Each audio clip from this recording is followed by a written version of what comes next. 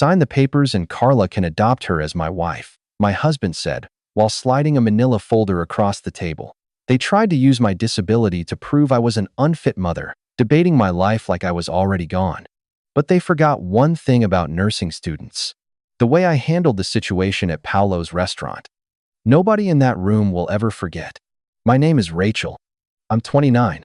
On paper, I'm a part-time nursing student at a community college, a stay-at-home mom to a 3-year-old named Lily, and the wife of a man named James who handles every card, every password, and every dollar that comes into our house. James is 33.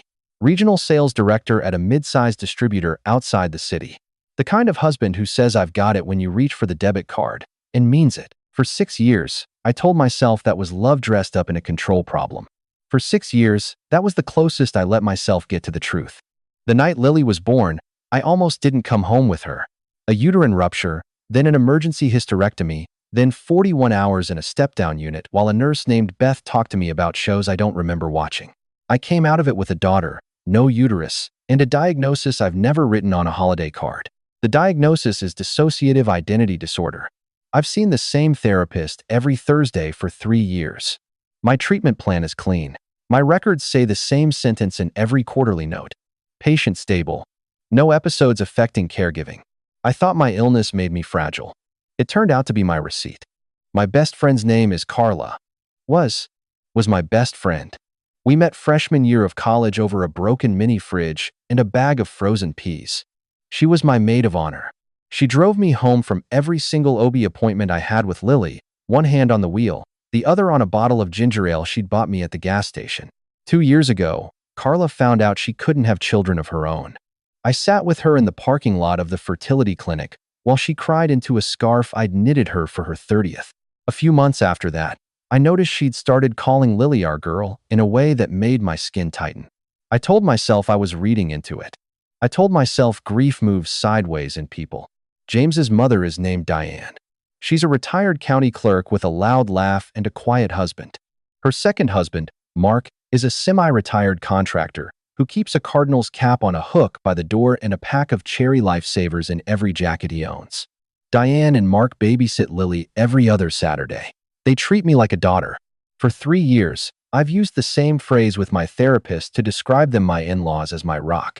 I had no idea that phrase would save my daughter. It was a Tuesday in March. I'd come home from a clinical rotation with ink on my knuckles and my hair still pinned up under a nursing cap. I remember that because it was the last night I walked into that house thinking I lived in it. Carla was on my couch. Not sitting, exactly. Leaning into the cushion like it was her couch. James was on the other end with his laptop closed on the coffee table, which he never did. Between them were 2 manila folders, stacked neat, squared to the edge of the wood. "Hey, babe." James patted the cushion next to him. "Sit down. We've been talking." I didn't sit. I set my bag on the floor and put a hand on the banister. He slid the top folder across the table. "Look, Rachel, we're just trying to do the cleanest thing here. For Lily, the cleanest thing." He said it twice in that first minute. Cleanest. What is this? Termination of parental rights. Calm. Like he was explaining a return policy. You sign it, and Carla can move forward with the adoption as my wife. It's easier on Lily this way. One household, one name, one mom. Carla leaned forward with both hands wrapped around a mug from my own kitchen. "Ratch, I know how this sounds." Her voice had that practiced softness she used to use on crying toddlers at the daycare she worked at in college. But I've always kind of thought of her as mine anyway. And you know what infertility has done to me? I think this would be healing. For all of us. I didn't open the folder. I picked Lily up off the playmat, walked her up the stairs, and closed her bedroom door behind me. From the bottom of the stairs, James called up, "The offer gets worse if you make us wait, Rach." 11 days later, my debit card was declined at a CVS pharmacy counter. Lily had an ear infection. I had a paper cup of water in one hand and an amoxicillin prescription in the other, and a teenage cashier with a nose ring looking at me like she'd seen this before. I tried the card twice. Then, I tried it as credit. Then I put Lily back in the cart, drove to an ATM, and pulled the last $60 in checking to pay for her pink bubblegum-flavored antibiotic. That night, I logged into our savings account from the laptop. There had been a transfer out, 3 days earlier, for $12,000. I hadn't authorized it. I hadn't been told. The memo line said, restructuring. James came home at 9. He set his keys in the bowl and said, before I'd even asked, that we needed to tighten the household budget until I was thinking more clearly. He used that exact phrase 3 times in one conversation. Thinking more clearly. Thinking more clearly. Thinking more clearly. By the 3rd time, it had stopped being about money. I waited until he was in the shower and counted the cash in the envelope I kept inside a nursing textbook on the top shelf of Lily's closet. My emergency fund. 2 years of skimming grocery change and babysitting Saturdays for Diane's neighbor. $480. $480 is not enough to keep a child. My phone buzzed 2 nights later. Both messages came inside 90 seconds of each other. The first one was from James. It was written the way he wrote emails to clients, spaced, punctuated, careful. Rach, if you continue to refuse, I'll have to start documenting this properly. Your medical history is relevant to custody. Please think about what's best for Lily. The second was from Carla. The contact in my phone still said Carla ride or die from a road trip we'd taken in my Corolla 6 years ago. I hadn't changed it. I don't know why. Her message said, I love you, Rach, but you really need to think about what a long custody fight looks like for a woman with her diagnosis. It's not a threat. It's just real. I read both twice. Then I opened a cloud account I'd set up in my maiden name, one James didn't know existed, and I uploaded screenshots of both threads. I deleted the screenshots from my camera roll. I put the phone face down on the kitchen counter and I stood there for a while with my hands flat on either side of it, the way you stand at a sink when you've just broken something. I didn't cry. I didn't text them back. I opened my laptop and I started reading about what a protective order costs in my state and how long it takes to get one when you don't have any money of your own. They had just put their plan in writing. That was the first stupid thing they did. 2 weeks later, on a Sunday morning, I came downstairs in yoga pants and one of James's old law school t-shirts, not that he'd ever finished, to find 3 people at my dining room table. James, Carla, and a man I didn't know, in a charcoal suit cut too well for a Sunday, nursing a black coffee out of one of my good mugs. On the table between them was a second folder, thicker than the first, cream-colored, with a red tab. Rach, this is Gary. James stood up like he was introducing a realtor. He's a family law attorney. I asked him to come by. I thought having a professional present would help you understand.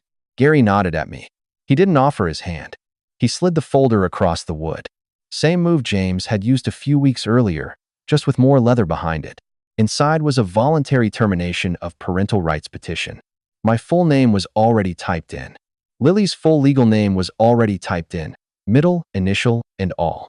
The voluntary box was pre-checked. There was a sticky flag on the signature line.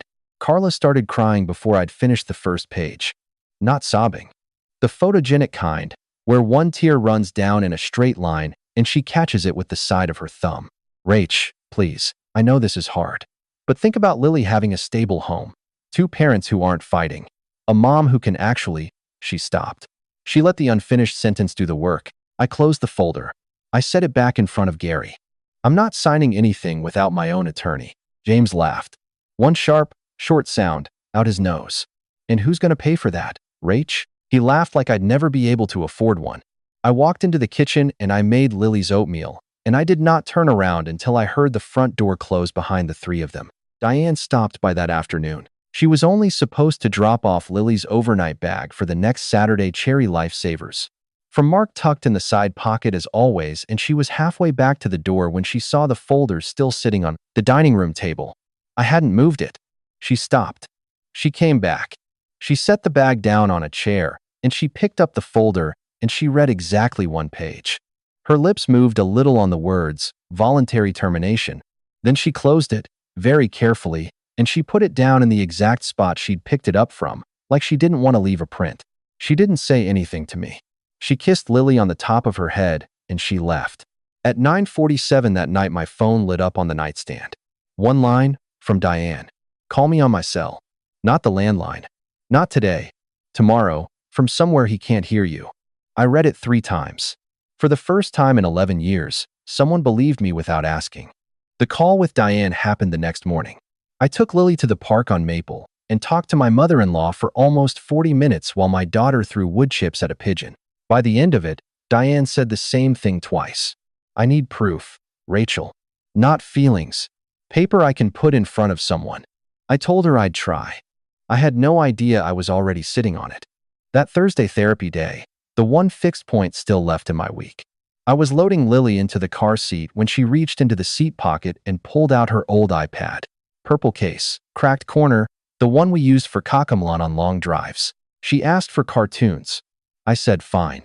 She tapped past YouTube Kids and opened Messages. 4 months of iMessages filled the screen. The iPad had been signed into James's iCloud since we'd set it up, back when we still shared everything. Neither of us had ever logged it out. Every text he'd sent or received on his phone had been mirrored, quietly, to a kid's tablet in the backseat of my Corolla. I canceled therapy. I drove to a park I had never taken Lily to before, sat on a bench with the iPad on my lap, and I read. I read about plane tickets to Aruba. 3 seats.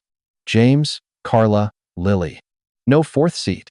I read a group chat James, Carla, and someone saved as G, in which Carla referred to me, twice, as the surrogate who doesn't know yet.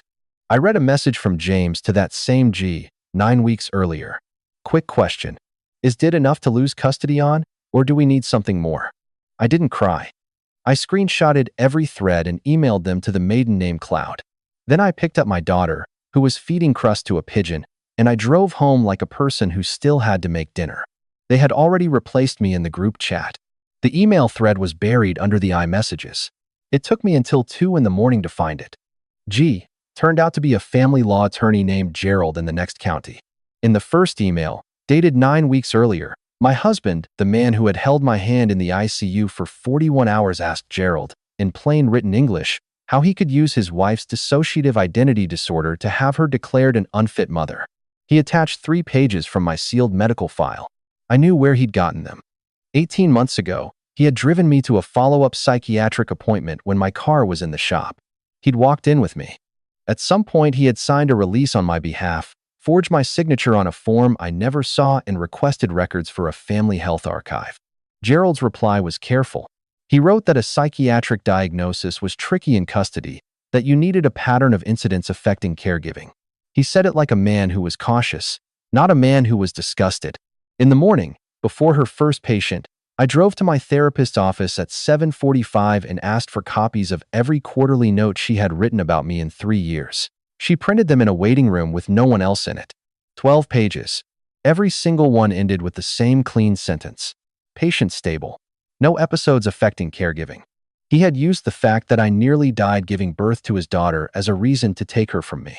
The same diagnosis he'd been trying to weaponize, my doctor had documented in the opposite direction for 3 years. And her paper said I was fine. My illness was their plan. My file was my verdict. I went back into the iPad one more time that night. There was a voice memo Carla had sent James 6 weeks earlier. iMessage had transcribed a preview of it in thin gray text under the thread. I read the transcript. I didn't want her voice in my ear. She said the second round of IVF had failed. She said she couldn't do this again. She said, James, I can't start over at 34 with some stranger's baby. I've held Lily since the day she came home. She's the only kid in the world I could actually love. His reply was one line. Understood. I'll handle the paperwork side. You handle Rachel emotionally. That was the whole thing, not a grieving woman and her best friend. A transaction with 2 specialties. He had the legal side. She had me. Infertility wasn't their grief, it was their motive. Wednesday morning. Diane in Mark's kitchen. I put Lily down for her nap in the guest room with the door cracked, came back out, and set a stack of printouts on the counter between 2 coffee mugs. The folders, the text screenshots, the iPad threads, the Gerald email, the 12 quarterly notes from my therapist. All of it, in the order it had happened. Diane read in silence for 11 minutes. I timed it on the microwave clock because I didn't know what else to do with my hands. Mark sat across from her with a cherry lifesaver in his cheek and didn't say a word. When Diane got to the last page, she put it down, flat, lined up with the edge of the counter. She folded her hands on top of it. My son is not taking a child from you while I'm still breathing. That was the whole sentence. She didn't raise her voice. She didn't cry. She said it the way she used to say file closed when she was still at the county clerk's office. Mark waited until she was done. Then he said, I'll cover your retainer by Friday, Rachel. In cash, if that's easier. I tried to say no. He cut me off. It's not a favor. It's what should have been in a savings account you controlled 6 years ago. They didn't ask me if I was sure. They didn't tell me to think about the marriage. They didn't say a word about forgiveness. Mark got up and started unloading the dishwasher like we'd just finished planning a birthday party. That counter became the only table in my life that still had my name on it. By Friday night, I had $3,000 in cash in a manila envelope and the name of a family law attorney named Priya, who had once put a state senator's son-in-law on a supervised visitation schedule and kept him there. Priya filed on a Monday. Petition for divorce. Emergency motion for temporary sole custody. Civil protective order against Carla, citing the 2 threatening texts, plus printouts of the group chat. James was served at his office in front of his receptionist. Carla was served at her daycare. They called me 11 times that afternoon, between the two of them. I didn't pick up.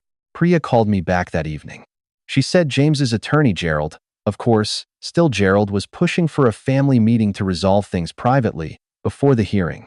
She said the smart move was to decline.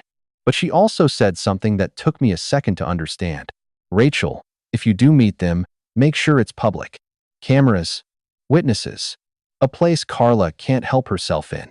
She's been served a protective order, and she hates being told no. If she breaks it, she breaks it on the record. My lawyer told me not to meet them. My lawyer also told me Carla wouldn't be able to help herself. We booked a table at Paolo's for 6 o'clock on the following Wednesday. Booth near the kitchen door.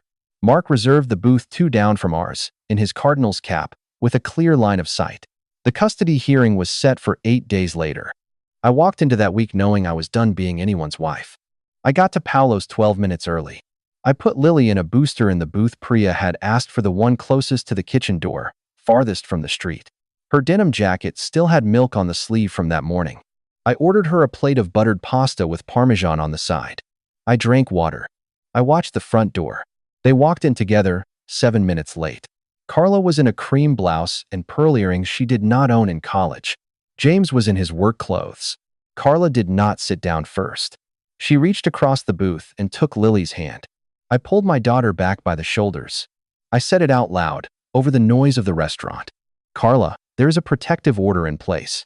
You can't touch her. James slid into the booth opposite me. He smiled the way he smiled at clients who were late on their invoices. Rach, stop performing. Carla stayed standing at the end of the booth, one hand still half-reaching. I'm asking you to be human, Rachel. You know what I've been through. You know what the last 2 years have cost me. And here you are, weaponizing a protective order against someone who has loved your daughter since the day she was born. 2 booths down, Mark set his coffee cup down very slowly. That was the last sentence Carla said before she lost her mind. She grabbed my 3-year-old by both arms, in front of 30 strangers, and told me to sit down.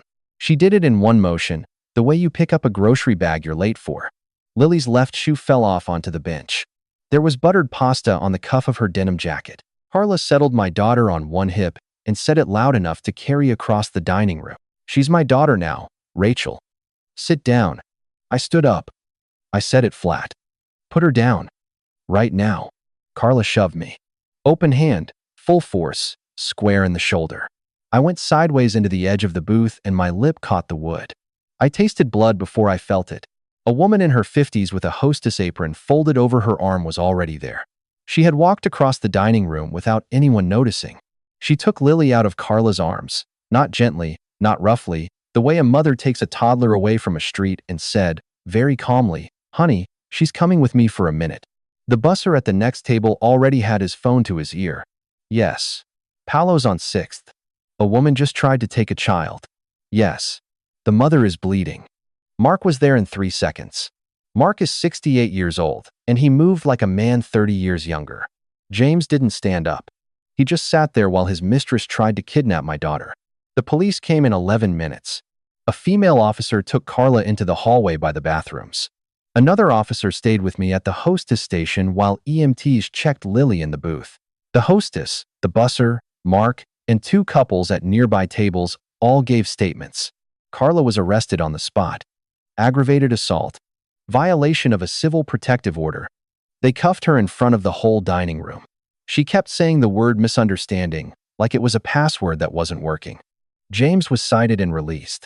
He stood on the sidewalk with his hands in his pockets and didn't look at me through the window. 40 minutes later, I was on a plastic chair in an ER corridor, Lily asleep on my shoulder, her denim jacket still smelling like Parmesan. An officer in a Navy uniform typed my statement on a laptop. When he asked if I wanted to press charges, I told him to charge her with everything they had. The next morning, I walked into the precinct with a black thumb drive in my pocket. The detective plugged it in, scrolled for 2 minutes, and said, quietly, "Ma'am, we'd have had a case on the slap alone." They had 4 months of a plan. I had 11 minutes of a police response. The hearing was 6 days later. James's attorney, a new one, not Gerald, who had stopped returning calls, tried to introduce my psychiatric history as a stability concern. Priya introduced the 12 quarterly notes. She introduced the email in which my husband asked Gerald how to weaponize my diagnosis. She introduced the Paolo's police report. Then Diane took the stand. She was not subpoenaed. She walked up there on her own. She put her hand on the Bible the way a retired county clerk would, looked past her own son, and told the judge what she had read on my dining room table and what she had watched me do as a mother for 3 years. The woman who raised him chose me in front of a judge. The ruling came less than an hour later. Full legal and physical custody to me. Supervised visitation for James 3 hours a month at a court-approved facility. The criminal case against Carla would proceed separately. He had wanted me declared unfit. He walked out with supervised visitation. Carla pled down. The aggravated assault stayed. The kidnapping attempt got folded in as a lesser count. She served 18 months at a state facility 3 hours from the city, plus 3 years of probation. Her name went on a registry that will follow every adoption application she ever tries to submit. She will never be allowed near my daughter without a court order, and there is no court in this state that will write her one. James kept his 3 hours a month of supervised visitation. He never fought for more. His mother had made it quietly clear what she would testify to if he did. The divorce finalized 4 months later. I took the house, child support on a formula I didn't have to argue about, and my maiden name back. Mark paid for my last 2 semesters of nursing school in cash, so James couldn't trace the tuition payments. I graduated the spring after Lily turned 4. Diane was in the 3rd row, clapping like a retired county clerk who had finally filed the right paper. The first Christmas after the divorce, Lily and I sat at Diane and Mark's dining room table. Not the coffee table in a house that wasn't mine anymore. Not a booth in an Italian restaurant I will never eat at again. Not a courtroom bench. A real table. Set for 4. With a paper crown on my daughter's head and cherry lifesavers melting into the fruit salad because Mark had put them there as a joke and forgotten. I used to say my in-laws are my rock to a therapist, once a week, for 3 years, like a phrase I was hoping would stay true. Now it's just where I spend Sundays. The hardest part of all of it was not the folders on the coffee table, not the grab in the restaurant, not even the courtroom. The hardest part was learning that the woman who drove me home from every single OB appointment had been studying me the whole time. I survived her.